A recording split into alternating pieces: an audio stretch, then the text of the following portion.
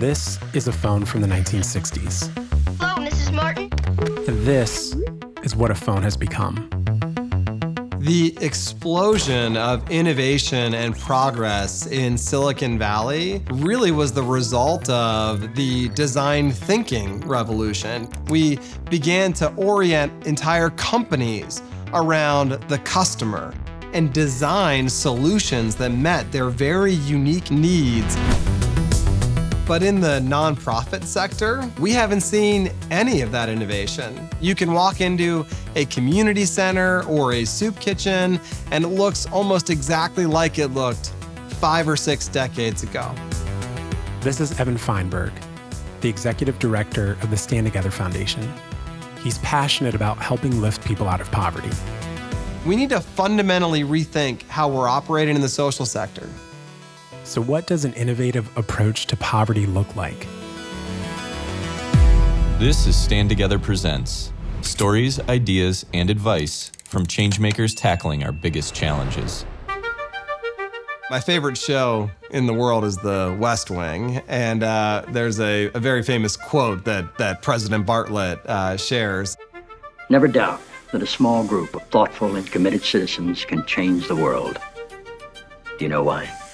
And the answer, of course, is because it's the only thing that ever has. Evan got his start on Capitol Hill as a staffer in the U.S. Senate and has been working in the nonprofit sector for the last 15 years. After spending just a little bit of time in the halls of Congress, my perspective really shifted away from believing that change was going to happen because of some sweeping top-down rule change. Change happens from the bottom up. Person to person, neighborhood by neighborhood, social entrepreneurs that are doing the work. That's where change happens. And this administration today, here and now, declares unconditional war on poverty in America. Over the last 50 or 60 years, we've spent tens of trillions of dollars, both government policy and private philanthropy, fighting a top-down war on poverty. But on every trend that matters, we're failing. We've spent all this money, all of this time, without asking the most important question: what actually helps individuals to improve their lives? Evan believes the problem with soup kitchens, shelters, and most nonprofits is that they operate in a strange alternate reality, stuck in the 1940s, focused on what they output and never innovating. Every day, we are tragically wasting our human resources. They're measuring their success based on what we would call vanity metrics. How many coats were donated, or beds were utilized, or meals served. They're making the symptoms of poverty easier to endure, but they're not helping people to escape poverty. Improvement can only come when all segments of the population join together in an effort dedicated to providing for these people.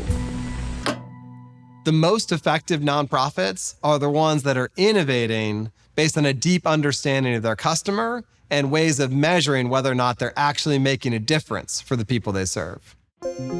For example, rather than building more homeless shelters, an Austin nonprofit is solving homelessness by building villages with 3D printed homes, work opportunities, and community connection. There she is.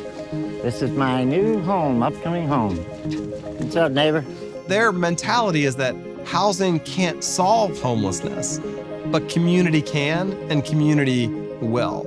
And so what they're really delivering is the power of relationships, the power of community, and then they are meeting the unique needs, wants, and desires of each member of their community. This is an honor.